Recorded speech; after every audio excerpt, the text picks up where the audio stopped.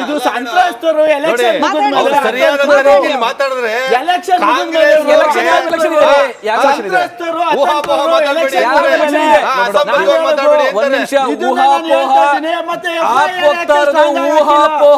ಕಪೋಲ ಕಲ್ಪಿತ ಬೇಜವಾಬ್ದಾರಿ ಹೇಳಿಕೆ ಆಗುತ್ತೆ. SIT ಕೆಲಸ ಮಾಡ್ಬೇಕಾ ನೀವೆಲ್ಲಂಗ್ ಮಾಡ್ಬೇಕಾ? ಅಲ್ಲ ನೀವೆಲ್ಲಂಗ್ ಮಾಡ್ಬೇಕಾ? ಒಬ್ಬ ಆರೋಪಿ ಉಳಿಸ್ಕೊಳ್ಳೋ ಅಂತ SIT ಗೊತ್ತು, ತನಿಖಾಧಿಕಾರಿಗಳು ಗೊತ್ತು ಯಾವ ಕೇಸ್ಗಳು ಹಾಕ್ಬೇಕಂತ. ನಿಮ್ಗೆ ಜಾಸ್ತಿ ವಿಕಾರವಾದ ವ್ಯಕ್ತಿತ್ವ ನಿಮ್ಗೆ ಯಾವ್ದು ಯೋಚನೆ ಇರ್ಬೋದು, ಆ ರೀತಿ ಮಾಡ್ಲಿಕ್ಕೆ ಆಗಲ್ಲ. ಕಾನೂನು ನೀವೆಲ್ಲಂಗ್ ಮಾಡಕ್ಕಾಗಲ್ಲ ರೀ. ನೀವೆಲ್ಲಂಗೆ ಬಿಜೆಪಿ ಸರಿಯಾಗಿ ಬರ್ತಿಲ್ಲ ಅಂತ ಹೇಳ್ತಾ ಇದ್ದಾರೆ. ಆರೋಪಿಗಳು ತಪ್ಪಿಸ್ಕೊತಾ ಇದ್ದಾರೆ. ಇದು ಮುಖ್ಯವಾದದ್ದು. ನಾನು ಹೇಳ್ತಾ ಇರೋದು SIT ಆಗ್ಲಿ ಅಧಿಕಾರಿಗಳನ್ನ ಏನ್ ಹಾಕಿದ್ದಾರೆ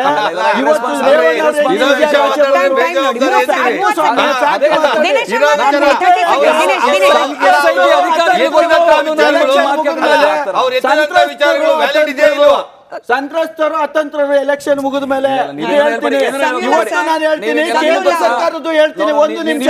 ಇವತ್ತು ಕೇಂದ್ರ ಸರ್ಕಾರದ ಇಂಟೆಲಿಜೆನ್ಸ್ ಏನ್ ಮಾಡ್ತಾ ಇದೆ? ಇವ್ರು ಹೇಳ್ತಾರಲ್ಲ ನಾವು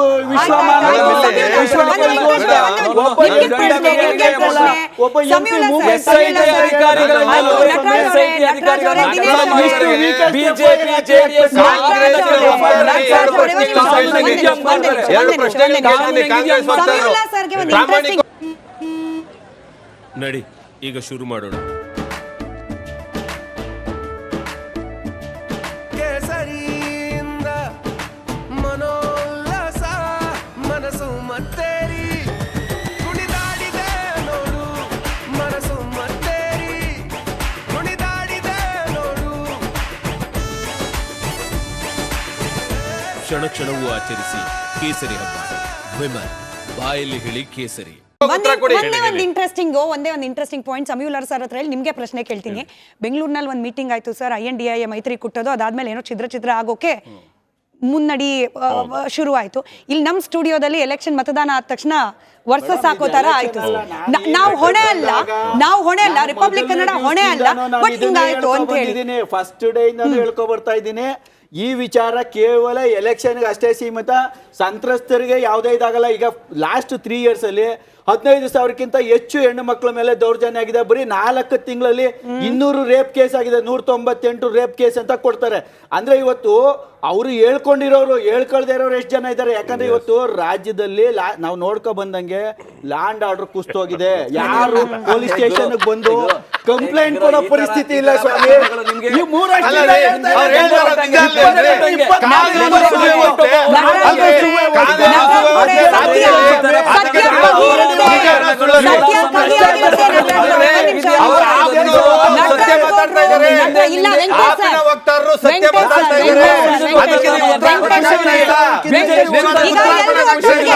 ಒಟ್ಟೊಟ್ಟಿಗೆ ಮಾತಾಡಿದ್ರೆ ನಮ್ ಚಾನೆಲ್ ಸ್ವಿಚ್ ಮಾಡ್ತಾರೆ. ದಿನೇಶ್ ಅವರೇ, ನಟರಾಜ್ ಗೌಡ್ರೆ, ಕೈಂಡ್ ರಿಕ್ವೆಸ್ಟ್ ಕೇಳಿಸ್ಕೊಳ್ಳಿ. ನಟರಾಜೇ ಗೌಡ್ರೆ, ನೀವು ಪೇಪರ್ ಓದಿದ್ರೋ ಎಲ್ಲೋ ಗೊತ್ತಿಲ್ಲ, ನಿನ್ನೆ ಡಿಬೇಟ್ ಅಲ್ಲಿ ನೀವಿರ್ಲಿಲ್ಲ. ನಿನ್ನೆ ನಮ್ ಡಿಬೇಟ್ ಅಲ್ಲೂ ಚರ್ಚೆ ಆಯ್ತು, ಇವತ್ತೆಲ್ಲಾ ಪೇಪರ್ ಅಲ್ಲೂ ಇದೆ. ಅಪರಾಧ ಪ್ರಕರಣಗಳ ಸಂಖ್ಯೆ ಹೆಚ್ಚಾಗಿದೆ ಸರ್, ಹೆಚ್ಚಾಗಿದೆ. ಒಪ್ಕೋಬೇಕು, ಅದನ್ನ ನೀವು ಒಪ್ಕೋಬೇಕು. ಈ ಪ್ರಕರಣಕ್ಕೂ ಅದಕ್ಕೂ ಕನೆಕ್ಷನ್ ಇದೆಯೋ ಇಲ್ಲೋ ಜಾಸ್ತಿ ಆಗಿದೆ, ಒಪ್ಕೋಬೇಕು. ಇಡೀ ದೇಶದಲ್ಲೇ ಹೆಚ್ಚಿಗೆ ಆಗಿದೆ. 28,000 ರೇಪ್ಗಳಾಗಿದೆ 2022ರಲ್ಲಿ ಇಡೀ ದೇಶದಲ್ಲಿ.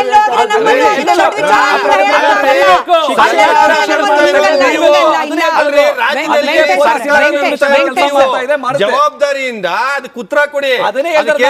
ಸಮರ್ಥನೆ ನಿಮ್ಮ ಪಕ್ಷದ ಮೇಲೂ ಕೂಡ ಕೇಳಿಸ್ಕೊಳ್ಳಿ. ಪ್ರಿಯಾಂಕ್ ಖರ್ಗೆ ಅವ್ರು ಪ್ರೆಸ್ ಮೀಟ್ ಮಾಡ್ತಾರೆ, ಹೇಳ್ತಾರೆ ಟೆಂಪೋದಲ್ಲಿ ಹೋಗ್ತಿದ್ಯಂತೆ ಸರ್ ದುಡ್ಡು. ನಿಮ್ ಪಕ್ಷಕ್ಕಂತೆ JDS ಕಡೆಯಿಂದ ನಿಜಾನೋ ಸುಳ್ಳೋ ನನಗೆ ಗೊತ್ತಿಲ್ಲ, ಒಬ್ಬ ಸಚಿವರು ಹೇಳಿರೋ ಮಾತಿದು. ಟೆಂಪೋದಲ್ಲಿ ಅದೆಷ್ಟು ಹೋಗ್ತಿದೆ ದುಡ್ಡು ಕೇಳಬೇಕು. ಬಿಜೆಪಿಯವ್ರ ಅಜೆಂಡಾ ಇರೋದೊಂದೇ ಹೆಂಗಾರ ಮಾಡಿ ಈ ಪ್ರಕರಣವನ್ನ ಹಳ್ಳ ಹತ್ತಿಸಬೇಕು. ಅದಕ್ಕೇನೆ ಅವ್ರು JDS ಪರವಾಗಿ ಕಾಂಗ್ರೆಸ್ನ ವಿರುದ್ಧವಾಗಿ ಮಾತನಾಡ್ತಿದ್ದಾರೆ ಹೊರತು ಹೆಣ್ಣು ಮಕ್ಕಳ ಮಾನ ಮರ್ಯಾದೆ ಬಗ್ಗೆ ಕಾಳಜಿ ಇಲ್ಲ. ಇದು ನನ್ನ ಮಾತಲ್ಲ, ಸಚಿವ ಪ್ರಿಯಾಂಕ್ ಖರ್ಗೆ ಅವ್ರ ಮಾತು. ಉತ್ತರ ಕೊಡಿ.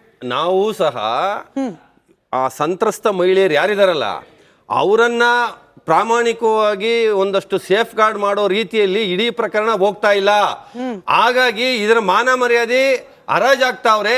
ಈ ಹರಾಜಾಕೋದು ನಿಲ್ಲಬೇಕು ಅನ್ನುವಂಥ ನಿಟ್ಟಿನಲ್ಲೇನೆ ನಮ್ಮ ಆಗ್ರಹವೂ ಇರತಕ್ಕಂಥದ್ದು.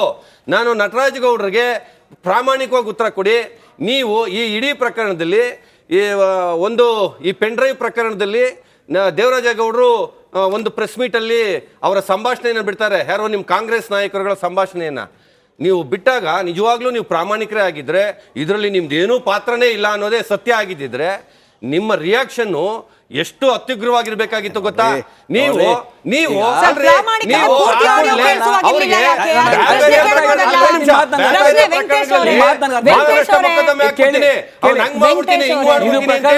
ಇಮಿಡಿಯೇಟ್ ಆಗಿ 24 hours ಅಲ್ಲಿ ನೀವು ನೋಟಿಸ್ಗಳನ್ನ ಕಳಿಸುವಂತ ಪ್ರಕರಣಗಳನ್ನ ನಮ್ಮ ಕಣ್ಮುಂದೆ ಇದೆ.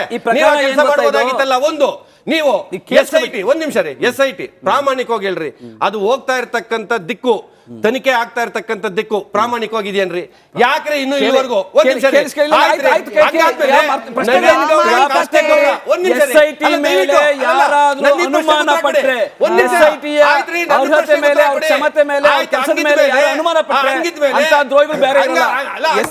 ಅತ್ಯಂತ ಪ್ರಾಮಾಣಿಕ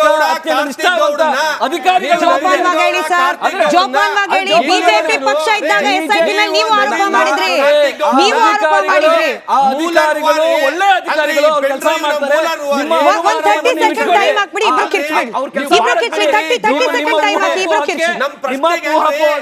ನಿಧಾನಕ್ಕೆ ಮಾತಾಡ್ರಿ ವೆಂಕಟೇಶ್ ಅವರೇ, ನಟರಾಜ್ ಗೌಡ್ರೆ.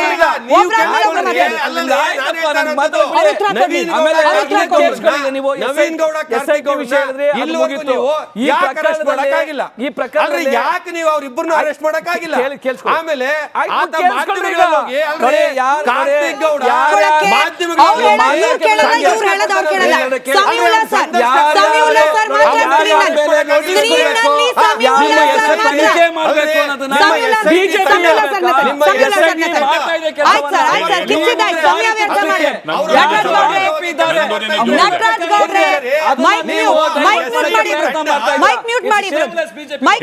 ನೀವಿಬ್ರು ಕಿರ್ಚಿ ಸಮಯ ಹಾಳು ಮಾಡ್ತಿದ್ದೀರಿ ಸರ್. ಭಾಷೆ ಬಗ್ಗೆ ಗಮನ, ಏನ್ ಮಾತಾಡ್ತಿದ್ದೀರಿ? ಡಿಬೇಟ್ ವೇದಿಕೆಯಲ್ಲಿದ್ದೀರಿ. ವೆಂಕಟೇಶ್ ಅವರೇ, ನಟರಾಜ್ ಗೌಡ್ರೆ ಇಬ್ರದ್ದು ಧ್ವನಿ ಮ್ಯೂಟ್ ಮಾಡೋ ಲೆವೆಲ್ಗೆ ತಗೊಂಡು ಹೋದ್ರಿ. ಸಮಯ ವ್ಯರ್ಥ ಮಾಡ್ಬೇಡಿ. ಹಿಂಗ್ ಕಿರ್ಚಾಡಿ ಪ್ರಯೋಜನ ಇಲ್ಲ. ಇಬ್ರು ಕಿರ್ಚಿದ್ರೆ ನಾವ್ ಮಾಡಿದೀವಲ್ಲ, ಅವ್ರು ಕೇಳೋದನ್ನ ನೀವ್ ರೆಡಿ ಇಲ್ಲ, ನೀವ್ ಹೇಳೋದನ್ನ ಸಮೀವುಲ್ಲಾ ಅವರು ಸಹನೆ ನಿಮ್ಗೂ ಇರ್ಲಿ ಸರ್. ಸಮೀವುಲ್ಲಾ ಅವ್ರಿಗೆ ಪ್ರಶ್ನೆ, ನಿಮಗೂ ಸಹನೆ ಇರ್ಲಿ. ಇವಾಗ ಸಹನೆ ಇರ್ಲಿ. ಸಮೀವುಲ್ಲಾ ಸರ್, ನಿಜ ಹೇಳಿ, ಯಾವ ಪಕ್ಷಕ್ಕೆ ನೈತಿಕತೆ ಇದೆ ಈ ಪ್ರಕರಣದಲ್ಲಿ? ನಮ್ಮ ಪಕ್ಷದ ಯಾವುದೇ ಒಬ್ಬ ಸದಸ್ಯನ ಪಾತ್ರ ಇಲ್ಲ ಅಂತ ಎದೆ ಮುಟ್ಕೊಂಡು ಓಟ್ ಕೇಳಕ್ ಹೋದ ಕೈ ಮುಗಿದ್ರಲ್ಲ, ಕೈಯನ್ನ ತೋರಿಸ್ಬಿಟ್ಟು ಯಾರು ಹೇಳ್ತಾರೆ? ಯಾರಿಗೂ ಇಲ್ಲ. ಈಗ ನಟರಾಜ್ ಗೌಡ್ರು SIT ಬಗ್ಗೆ ಮಾತಾಡಿದ್ರು. ನಾನು SITನೇನು ಕ್ವಶನ್ ಮಾಡಕ್ ಹೋಗಿಲ್ಲ. ಕೋರ್ಟಲ್ಲಿ ಬಂದಿರೋದನ್ನ ಕೋರ್ಟ್ ಮಾಡ್ತೀನಿ, ನಂದಲ್ಲ, ನನ್ನ ಒಪಿನಿಯನ್ ಅಲ್ಲ. ಕೋರ್ಟಲ್ಲಿ ಬಂದಿರೋದು ನಾನು ಕೋರ್ಟ್ ಮಾಡ್ತೀನಿ. ಒಂದು ಬೇಲನ್ನು ಕೊಡ್ತಾ, ಯಾರಿಗೆ ರೇವಣ್ಣ ಅವರಿಗೆ ಬೇಲ್ ಕೊಡ್ತಾ, ಬೇಲ್ ಆರ್ಡ್ರಲ್ಲಿ ಕೋರ್ಟ್ ನ್ಯಾಯಾಧೀಶರು ಹೇಳಿರೋದು, ಒಂದು ವಿಕ್ಟಿಮ್ ಕಿಡ್ನ್ಯಾಪ್ ಮಾಡಿದ್ದಾನೆ ಅಂತ ಎಸ್ಟಾಬ್ಲಿಷ್ ಮಾಡುವಂತಹ ಯಾವುದೇ ಪ್ರಾಪರ್ ಎವಿಡೆನ್ಸ್ಗಳನ್ನ ನೀವು ಕೊಟ್ಟಿಲ್ಲ, ನಂದಲ್ಲ, ಕೋರ್ಟು.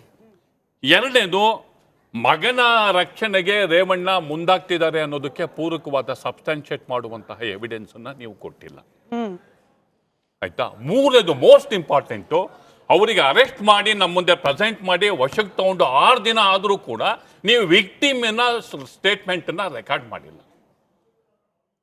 ಈ ಗ್ರೌಂಡ್ಸ್ ಮೇಲೆ ನಾವು ಬ್ರೈಲ್ ಕೊಡ್ತಿದ್ದೀವಿ ಅಂತ SIT ಕೇಳ್ತಾರೆ. ನಾನು ಇಷ್ಟಕ್ಕೆ ನಿಲ್ಲಿಸ್ತೀನಿ. ಇದ್ರ ಬಗ್ಗೆ ಒಪಿನಿಯನ್ ಅನ್ನ ಯಾರ್ಯಾರು ಹೆಂಗೆ ಡ್ರಾ ಮಾಡ್ತಾರೆ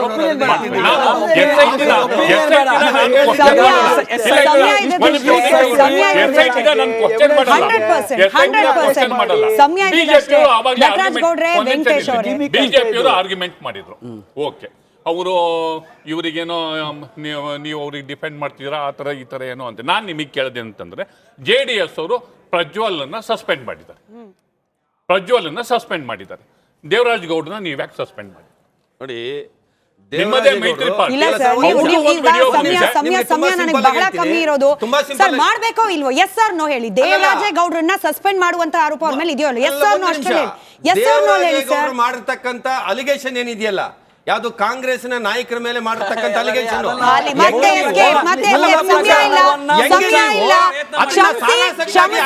ಕ್ಷಮಿಸಿ ನಟರಾಜ್ ಗೌಡ್ರೆ, ಕ್ಷಮಿಸಿ ವೆಂಕಟೇಶ್ ಅವರೇ, ಕ್ಷಮಿಸಿ ನೀವು ಲೇಟ್ ಆಗಿ ಬಂದ್ರೆ ಸಮಯ.